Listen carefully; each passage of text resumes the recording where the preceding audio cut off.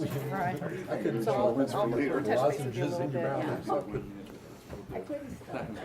I wanted to, go home and make some remedies and things. Because you want to make them all before them down the whole day. I could help her.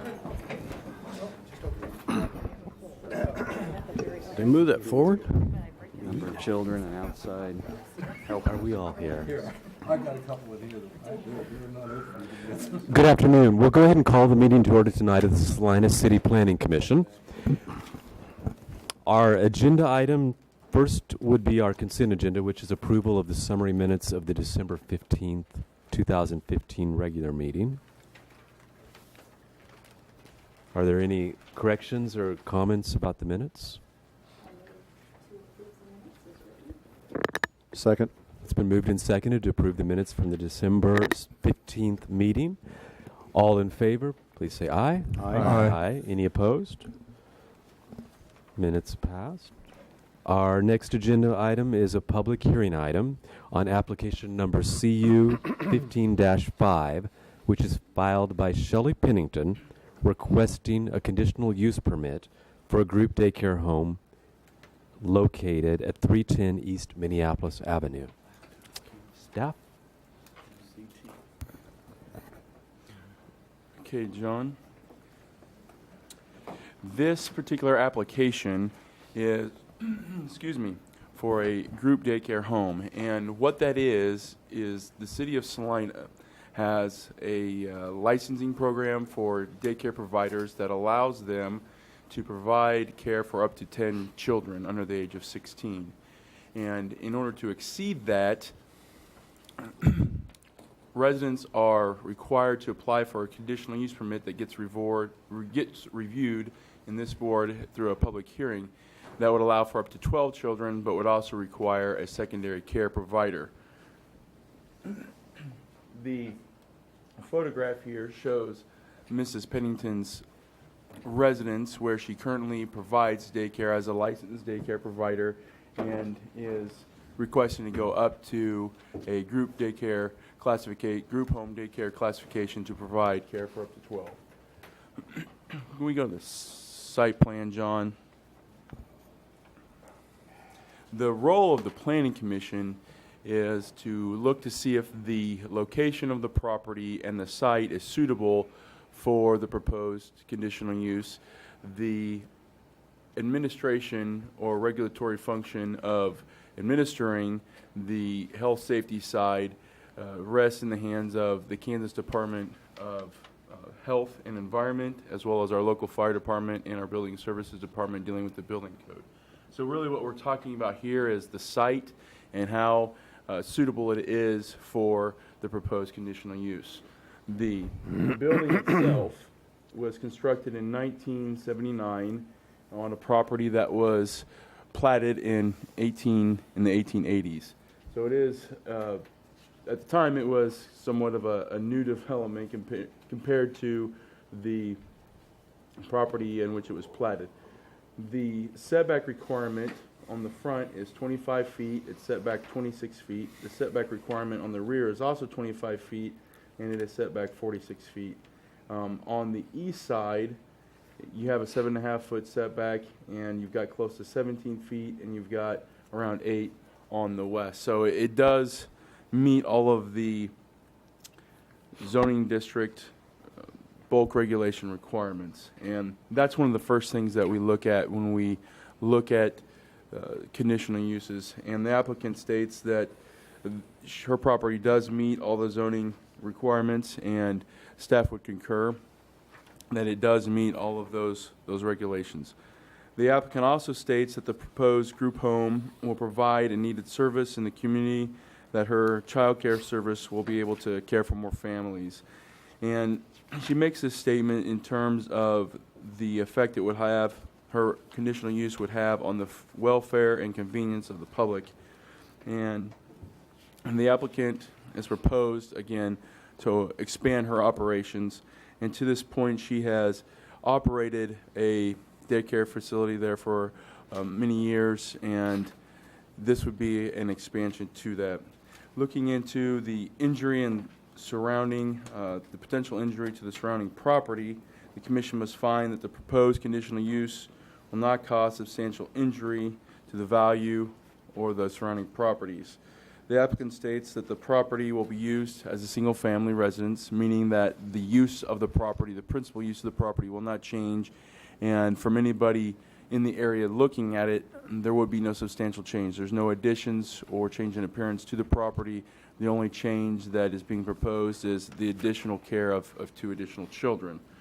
And staff would agree that all of those points would be true, and we would also look at and point to the off-street parking, because when we look at conditional uses for daycares, a lot of times one of the main issues we look at is it a safe situation? Is the facility developed in a safe fashion where there is adequate off-street parking for the residents, the secondary care provider that's required with a home daycare, group daycare home, and then is there adequate drop-off pickup area for parents and their children? And in this case, yeah, the aerial photo, that's fine, John, we can use that. You'll notice that there is quite a lengthy driveway here, and it's over 80 feet long. And there is a detached garage as well. So with the driveway, there is space for 4 vehicles to be stacked in there. And if the garage were empty and used for parking, you could actually have a 5th. In addition to that, I don't know if we have another aerial photo that captures this dead-end run right here. There we go. Thank you, John. Minneapolis actually dead ends here because there's a drainage sewer that runs through here. So the only traffic truly that is in this area is completely localized. There is no through traffic coming in there. So any type of activity that you see here are people visiting or accessing the 4 properties that have access off of Minneapolis here. So it is a very low traffic area.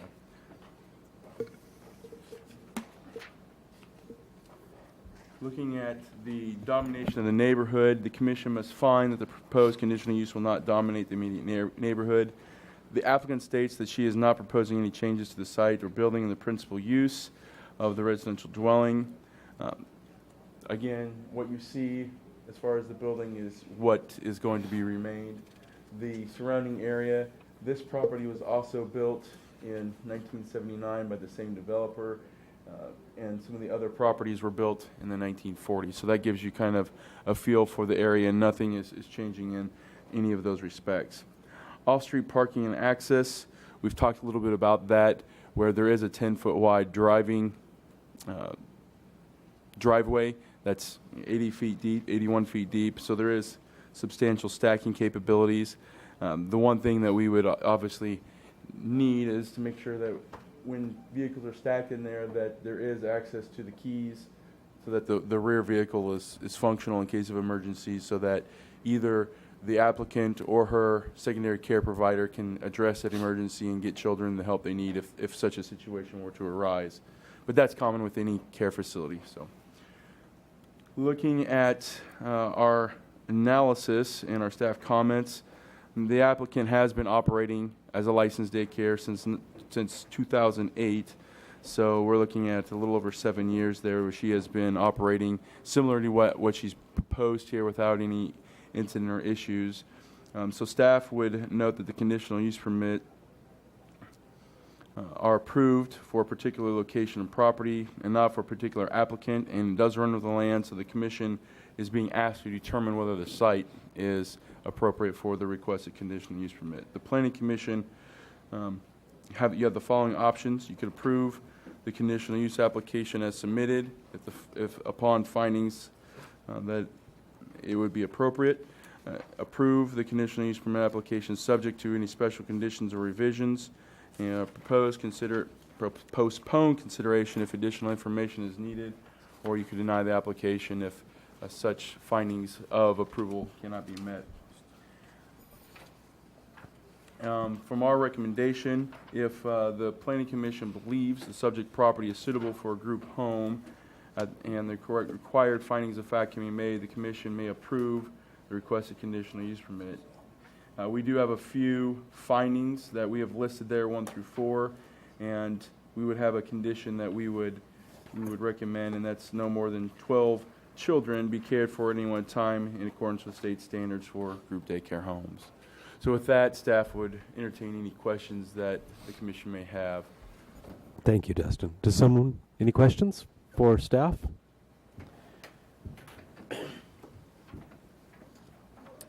No? Any other comments? Then we could hear from the applicant.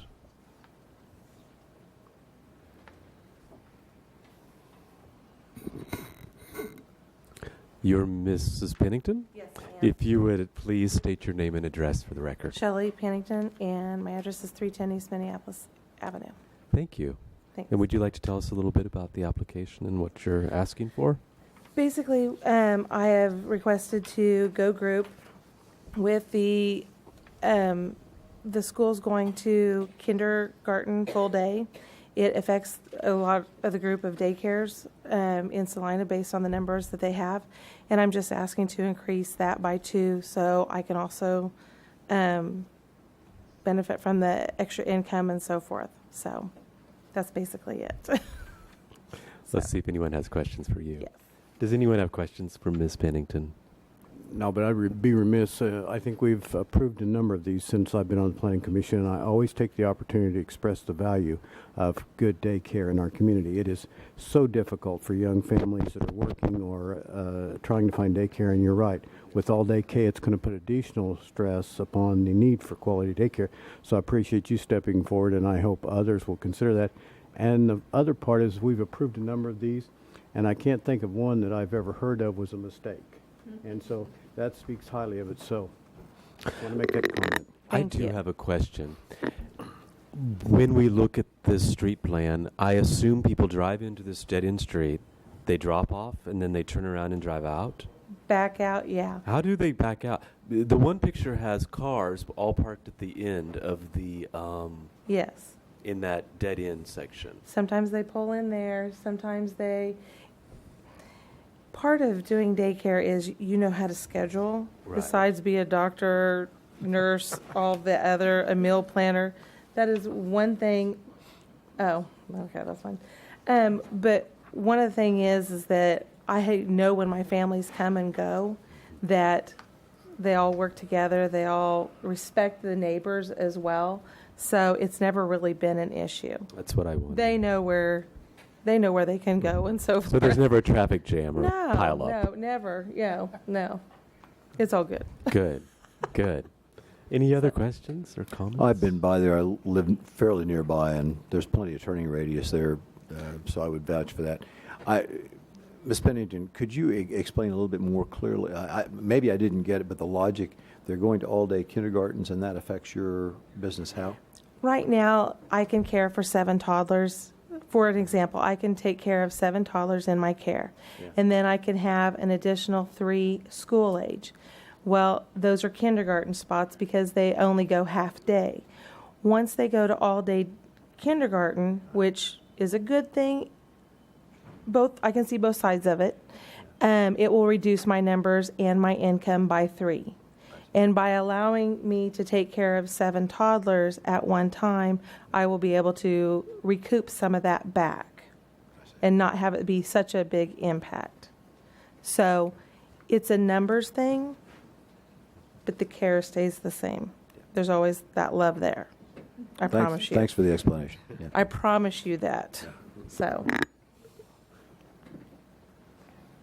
Other questions? Thank you very much. You bet. Are there members of the public that would like to speak? No? No? If not, I'll bring that back up then to our commissioners for discussion. I'm very favorable for this, but I do want all the commission, some who are new, to understand the way this is that this conditional use is for the property, not for the person who owns the property at this time. I mean, she owns the property this time, but at some point along the way, if this property changes hands, this conditional use permit will travel with the property. Am I correct? That is correct, but if you had an intervening owner who did not operate a group daycare, then it would expire. And they'd have So the only thing that could happen is be somebody who purchased the property and continued to use it as a group daycare. If there was somebody who bought it and ceased operating a daycare there, then that conditional use permit would lapse. But it's only somebody who would step into the shoes of the applicant immediately. But if there's a 3-year, 1-year, 2-year period where there's no daycare there, then whoever would try to reestablish it would have to come back before you with their plan. Any other questions?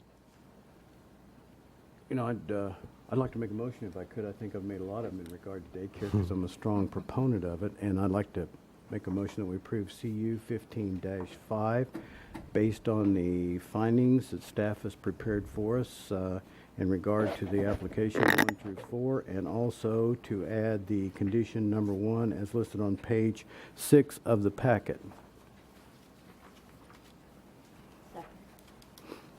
It's been moved and seconded to approve application number CU 15-5 for a conditional use permit to operate a group daycare home. This motion, Who was the second on that motion? Joan. Joan? Joan. This motion would also include the findings of staff as listed Page 6. on page 6, and I see condition number 1, which is that no more than 12 children may be cared for at any one time, Right. in accordance with state standards. All those in favor? Aye. Any opposed? No. This motion passes.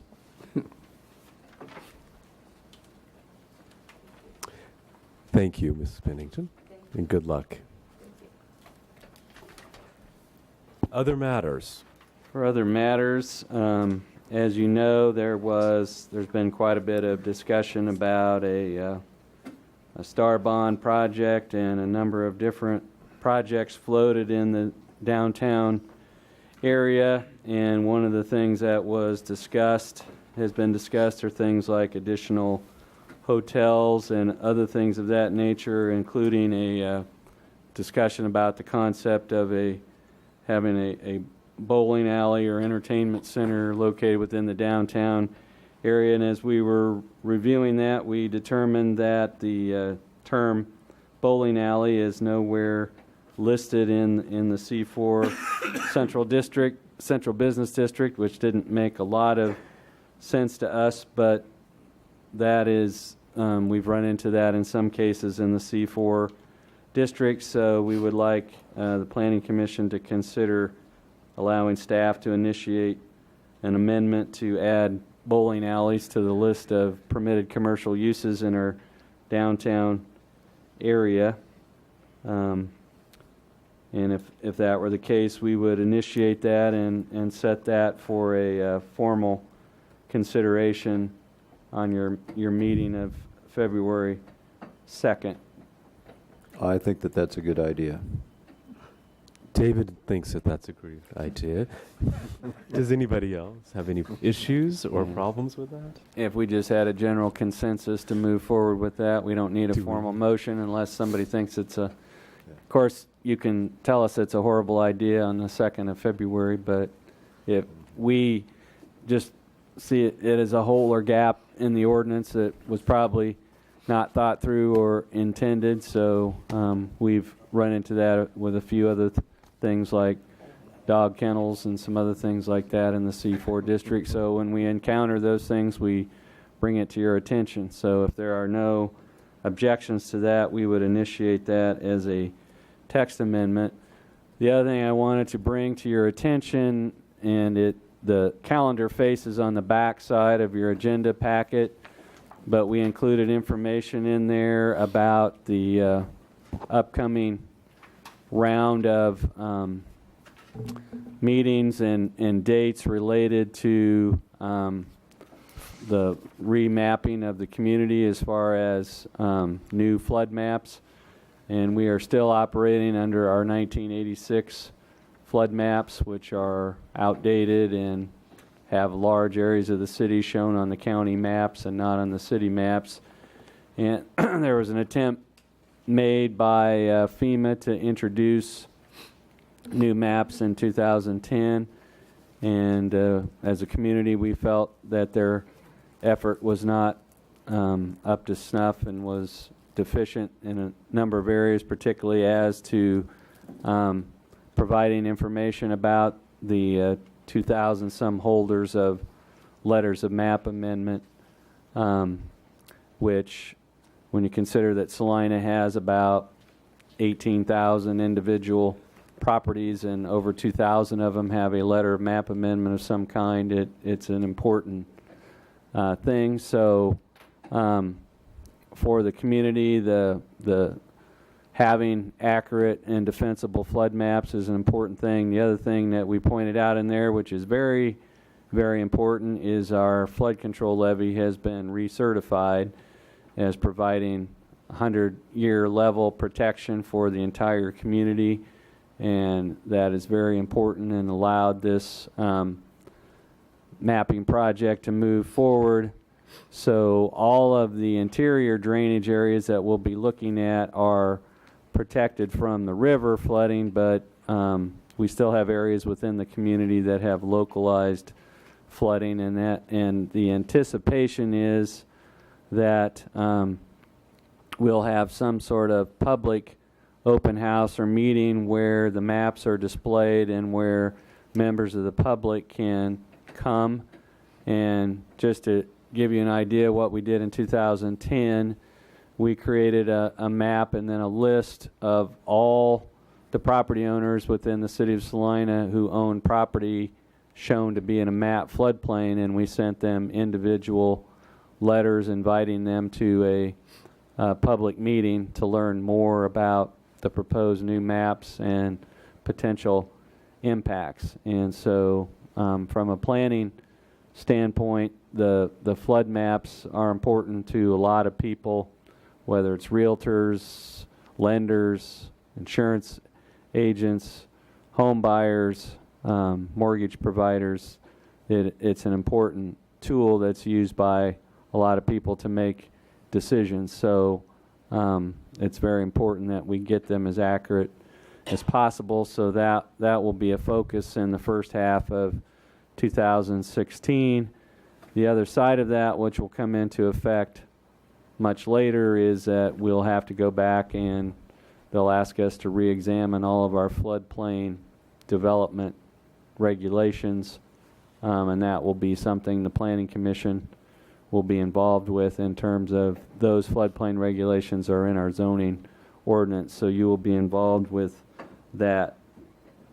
On the meeting on January 19th, each board and commission in January prepares a report that we'll prepare on your behalf, summarizing your activities and accomplishments in 2015 and your goals for 2016, or things that you would like to see accomplished or things that you would like to communicate to the governing body. So what we'll do is we'll do our best to summarize everything that was done in 2015, and then we'll need your help if there's any things, issues, items of mutual concern that you want to communicate to the City Commission. The annual report is kind of the mechanism for doing that.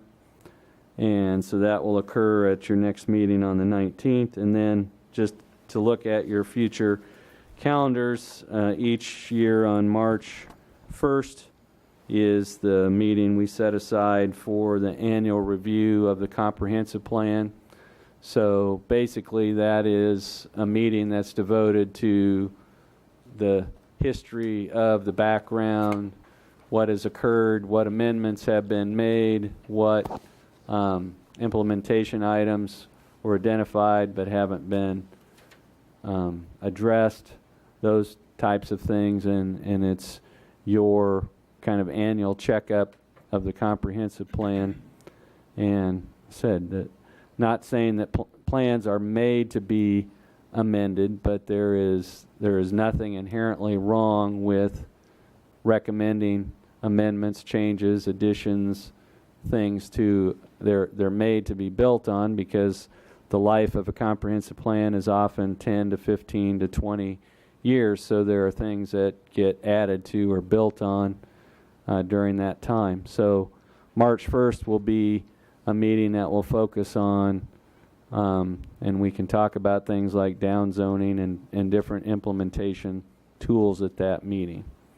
So if there are things that you have come across in your reading of the comprehensive plan and want to bring those to attention, March 1st is a public hearing to review the comprehensive plan, how it's working, not working, what things should be emphasized more or emphasized less. So if downzoning is a tool that you think has been not utilized and should be, then that's your opportunity to discuss that. That's all we have for you today, but I think we'll have an interesting first 3 months of 2016 for you. Yes, indeed. Thank you, Mr. Andrew. Anything else? Any other matters? I don't know if Mr. it's a matter. Baksha? I have just a question that I don't mean it to be very detailed. First of all, I want to say the Kansas Wesleyan Bill Gray's Family Sports Complex is a very nice addition to that part of Salina. But I am a little curious what's happening with the street now that most of that is done. The 4th Street. When does that get? What's the plan for 4th Street now? That was the closing of the east leg was a temporary measure that was allowed administratively while they're doing work there. There's still some ongoing work over there on that side. The idea is that when that work is complete, the barricades will be removed and it will resume its formal function as a both ways. That is not intended to be a permanent condition. There has been some discussion, probably for the last 9 years off and on, about possible permanent closure of that to vehicular traffic. And if that, a lot of that is dependent on the Union Pacific Railroad, because some of that street is actually located on railroad property and the city leases it from the railroad. So if there are plans that the university has for using that space somehow differently than as a public street, that is an item that will come before the Planning Commission. But the plan is that when their work is completely complete, the barricades will be removed and it will resume its function as a north leg and a south leg of 4th Street. Okay. Are there any plans for capital improvements to that street? It wasn't very nice before, and now it's sitting right next to some brand new construction, and I think its shortcomings become real obvious in terms of surface irregularities. And I think that much of that's going to be dependent on Kansas Wesleyan and what their long-term vision is for that, and whether they want to enhance the street or eliminate the street and tie the campus together. That's going to be a decision point, but whatever, if it relates to any changes to that street in its current function, that will come to the Planning Commission first, and there will be a public hearing with a very wide notification area. thank you. That's all I had. Thank you. Do you have a question? That's a good question. Good question. Any other matters? No? If not, we'll adjourn then. We certainly welcome good questions. Thank you very much.